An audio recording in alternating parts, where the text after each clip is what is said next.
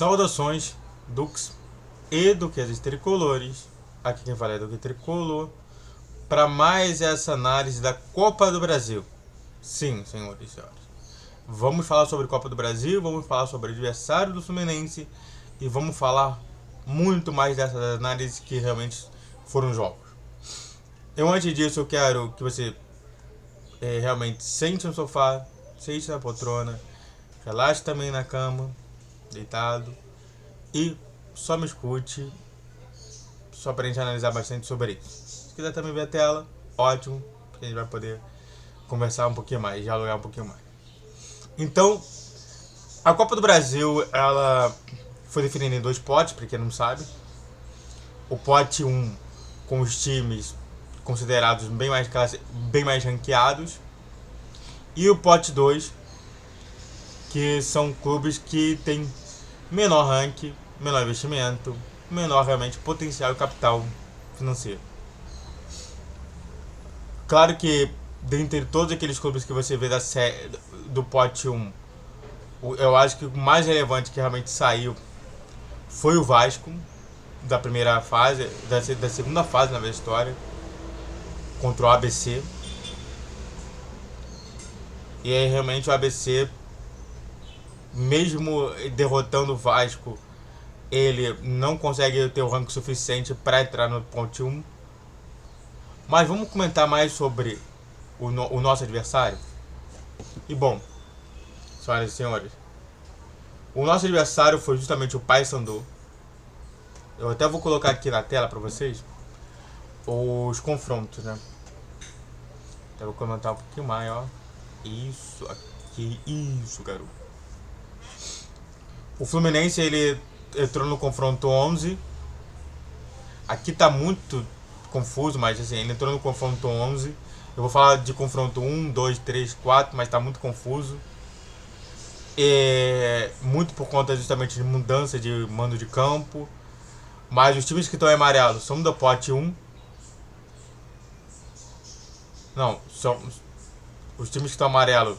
Só estão amarelo porque tá indefinido, mas os times que realmente são do pote 1, que foram no pote 1, era Coritiba, Cruzeiro, Atlético Mineiro, Grêmio, Internacional, Atlético Paranaense, Flamengo, Fluminense, Corinthians, Palmeiras, Santos, São Paulo, América Mineiro, Bahia, Botafogo e Fortaleza. São esses times de série A do Brasileirão, alguns deles, né? Deixa eu ver aqui se tem algum time que é de série B. Tem sim. Não tem. Não tem. Todos eles são times de série A do Brasileirão e que são mais ranqueados na CBF e na Conmebol. A gente vai primeiro observar bastante o nosso confronto do Fluminense, já que eu falo de Fluminense. E o Fluminense, ele encara o Paysandu, pegamos o Paysandu. Foi até engraçado, né, que o confronto 11 foi Paysandu e Fluminense, e o confronto 12 foi Corinthians e Remo. Então, saiu o Paysandu e saiu o Remo logo em seguida. Então, foi notável isso, né? Só pra gente considerar aqui uma pré-análise, o Remo acabou ganhando do Paysandu de 1-0. Pra quem não sabe, o clássico Repá é um dos maiores clássicos do Pará. E tem até uma festa, né, aqui no Rio de Janeiro, do Pará, que fica na minha rua e eu acho insuportável. Questões analisadas sobre esse clássico. É um time de Série C. Isso é muito importante, né? Entender que não é um time forte, não é um time que realmente tem alguma estrela. Depois eu comento sobre a estrela do time.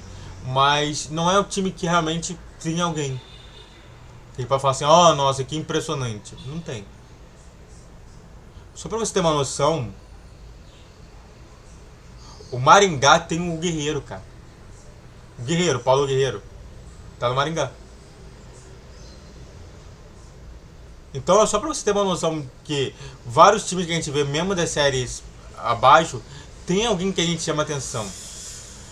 Esse daí no time não tem. É um time fraco, é um time que realmente está estruturando, segundo informações da própria mídia do Paysandu. Se fosse ano passado seria uma coisa diferente.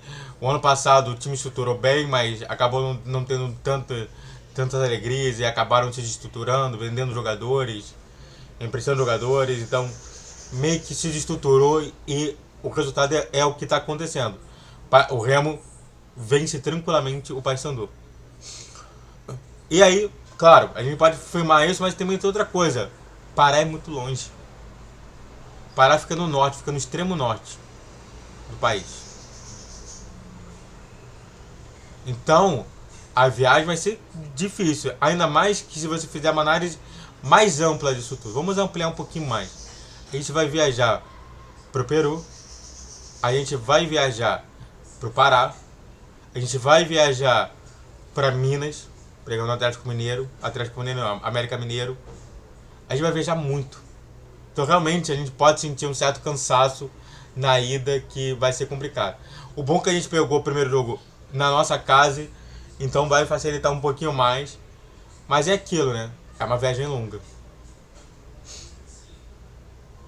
O melhor jogador do Papão, que eu fiz análise, é o Robert Hernandes, que é vindo do Deportivo Táchira, da Venezuela. Do tipo, o Deportivo Táchira é um dos melhores times da Venezuela. Mas o que é Venezuela hoje? É sempre bom a gente entender que nível está cada coisa. Os times da Venezuela seriam de time de série C ou D. Muita gente torce para pegar o time da Venezuela. O time da Venezuela às vezes passa com muita sorte. A gente tem dentre todos os times que a gente tem ali, a gente tem 2 venezuelanos. Um deles, pelo menos, passa logo para a fase de grupos. O outro tem que fazer toda aquela repescagem. E às vezes consegue, às vezes não consegue. Mas, para você ver só, se não existisse exatamente o primeiro colocado do venezuelano ser colocado para jogar a fase de grupos, talvez a gente nem tivesse tanto venezuelano assim. Talvez já tivesse um no máximo. Então, o que eu tô te falando é o seguinte: mesmo o cara tendo nome, Robert Hernandes, meio armador, que jogou no Deportivo Táchira, o que significa isso? Nada. Então, olha só como que mesmo a gente falando sobre o melhor jogador deles, o Robert Hernandes, você também tem outros jogadores que eles falam, o Leite, Vinícius Leite, mas quem é ele? Ninguém sabe.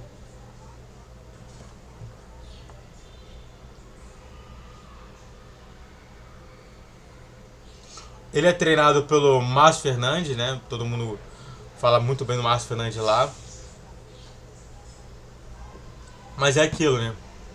Pela análise que a gente tem, que eu fiz justamente ali, ele é bem pior do que o Rogério Corrêa, que jogou contra a gente no Volta Redonda. Então, não é tão incrível assim. Cada vez que a gente escava, isso daí não é uma coisa que realmente eu falo assim, nossa senhora, você está realmente humilhando o time do Paysandu. Não é. Não é. E a gente tem que também analisar também as 2 torcidas, né? A torcida do Fluminense, ela tá entre tranquilidade de realmente a gente vai passar de fase. Então tá bem tranquilo, né? Até comemorou que viu Paysandu e Fluminense, né? Só pra você ter uma noção aqui, a gente podia ter pego o Sport, que é um time bom, o Náutico, que é um time bom, o CSA, que é um time interessante, o CRB também é um time interessante. Poderíamos ter pego o Remo, que está muito melhor do que o Paysandu, o Botafogo de Ribeirão Preto, que jogou nas quartas de finais do Paulista.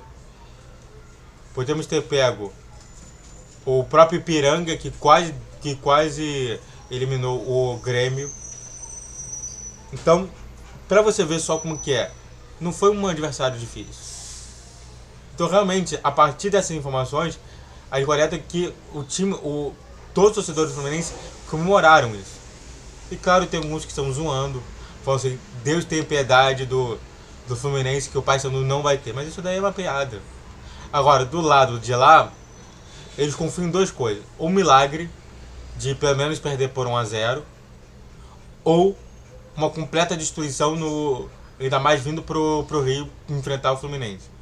O que eles propõem é que 4-0 seria um placar normal, 1-0 Fluminense, tudo Fluminense, seria um placar milagroso.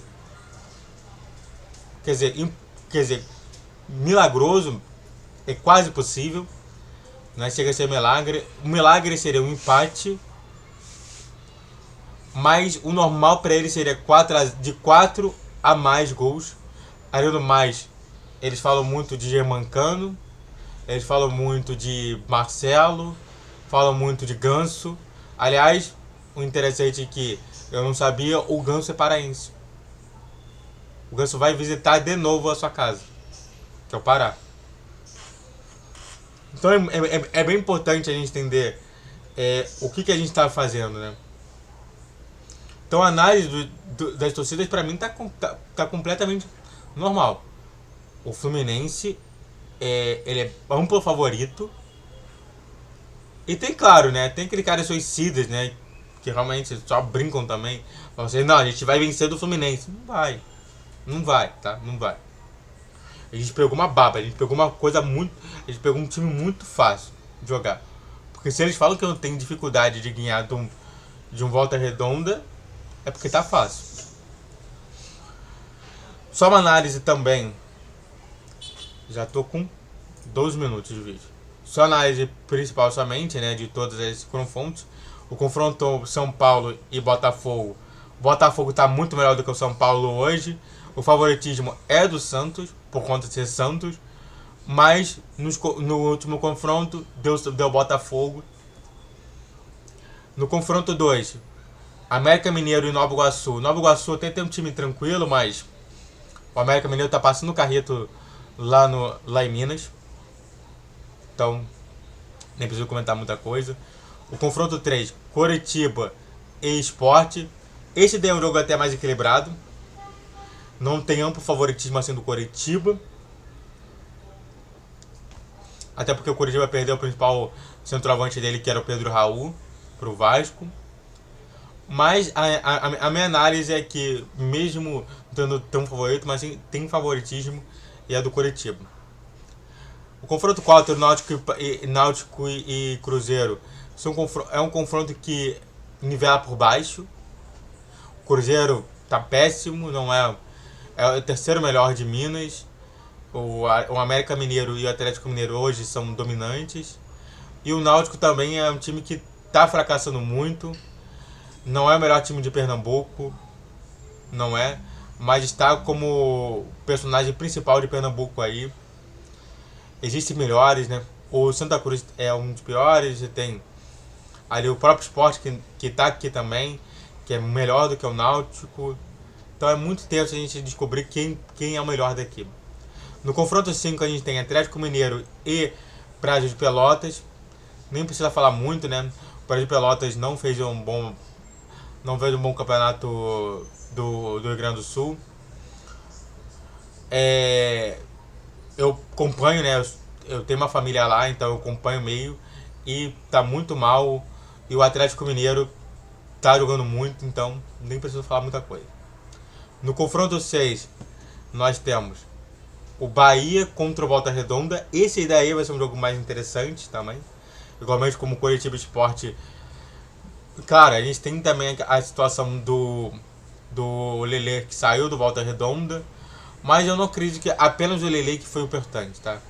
Diversas vezes o Volta Redonda conseguiu ganhar jogos sem ter realmente o uso muito firme do Volta Redonda. Mas muito por conta dessa saída do Lele e até mesmo da possível saída do Luciano Aninho, eu dou favoritismo no Bahia. Mas com ressalva. O Bahia tá jogando até bem, tá? vai trocando até bem, mas não tá tão bem na Copa do Nordeste, que tá péssimo. É isso que eu tô falando. Se for do Campeonato Baiano, tá muito bem. Se for no Campeonato Nordestino, não tá. Então é sempre uma análise, né?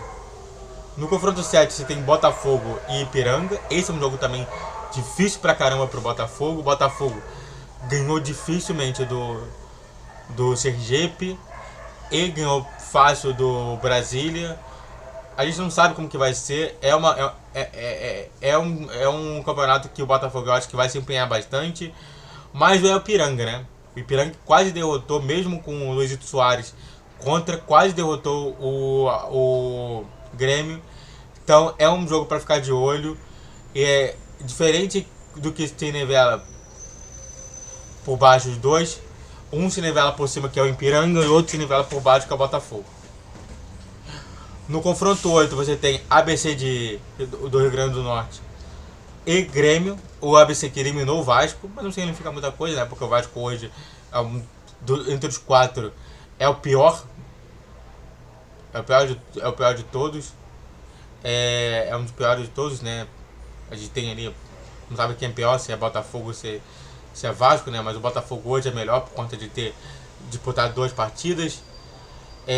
Então, o ABC tá vindo bem, tá vindo forte, mas o Grêmio tem o Luizito Soares e vamos por favoritismo pro Luizito Soares. Outro jogo que não preciso comentar muito, Flamengo e Maringá. Não precisa comentar, Flamengo, né? O melhor time do Hemisfério Sul. O melhor elenco e tudo mais. Claro, a gente tem também a questão do se o Arrascaeta vai jogar esse jogo ou não. Mas isso daí pouco muda.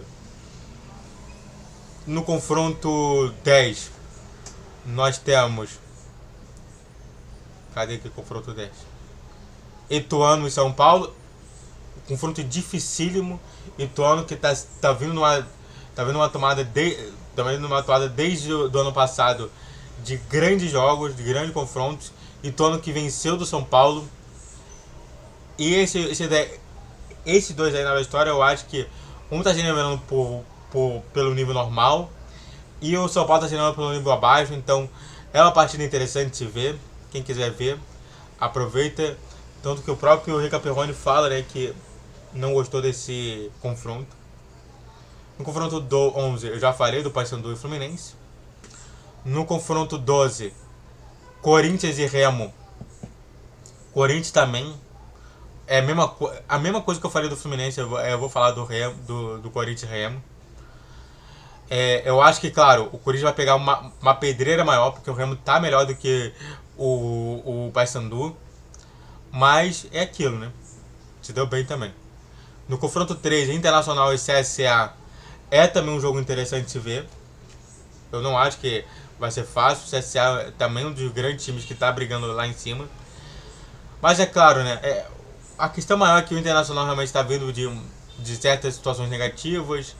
Não conseguiu chegar na final. A final hoje é de Caxias contra Grêmio. Então a gente está vendo um Internacional nivelado para baixo e um CSA nivelado para cima. Quer dizer que o CSA é favorito? Não. Mas é aquilo, né? Pode acontecer alguma coisa, é estranho. E é uma pena, né? Porque lá no Rio Grande do Sul, eu sou Inter. Então, no 14º, a gente tem Fortaleza e Águia de Marabá. É o terceiro melhor time do Pará, né? O segundo é o Paysandu, o primeiro é o Remo. E o Fortaleza, do que eu tô vendo, tá passando o carrito no Campeonato Nordestino, no Campeonato Cearense. Tá passando o carrito. Perdeu a classificação da Libertadores. Hoje ele é o grande expoente da Sul-Americana. Claro, antes de vir os terceiros colocados. Mas Fortaleza não por favorito. 15º confronto e antepenúltimo. CRB e Atlético Paranaense. O CRB, eu gosto muito, vou torcer muito pro CRB. Muito porque tem um Gum lá. Mas o Atlético Paranaense, muito incrível, muito impressionante, um dos melhores times do Paraná. Então, amplo favorito pro Atlético Paranaense, mas ainda assim interessante. E por último, né, o confronto também acho que muito mais fácil do que o normal. É mais fácil do que parecer do Fluminense e Corinthians e Remo. E até mesmo o Flamengo Maringá. Você tem o confronto do dia 6, que foi o último, que foi Palmeiras e Tombense e Palmeiras, né? Tombense que não vem bem, não é considerado um dos grandes de Minas, não é considerado. É o quarto melhor de Minas hoje, quinto, né? A gente pode falar de quarto melhor de Minas, mas isso não fica muito, porque o terceiro é o Cruzeiro, que está se mesmo para baixo. E o São Paulo e o Palmeiras realmente está sendo o campeão do Campeonato Paulista, vai ganhar tranquilo do Água Santa e vai se consagrar mais uma vez campeão do Campeonato Paulista. Então eu acho muito difícil o Tom Benz ganhar. Por que eu fiz toda essa análise? Porque para você entender do que eu acho e o que vai acontecer. Perigo: Coritiba Sport, Náutico e Cruzeiro. Perigo, jogos perigosos que talvez possa dar alguma ziquezeira. Você tem Coritiba Sport, Náutico e Cruzeiro, Santos e Botafogo, Ituano e São Paulo, e Botafogo e Ipiranga. Esses são jogos que, se eu fosse falar somente que pode acontecer alguma coisa diferente do normal, que é justamente o time pequeno, o time de esporte de 2 ganhar, são esses jogos. Espero que o Fluminense ganhe, espero que o Fluminense venha forte. Muito obrigado a todos que assistiram, eu fico por aqui. Faça o triplo C, faz tudo que está escrito aqui, se inscreve no canal, faça o triplo C, curte, comente, compartilha, redes sociais, descrição de vídeo todos os dias 10, 12, 20 horas. Pix na tela, eu sei que essa análise ficou grande, mas só são tricolores.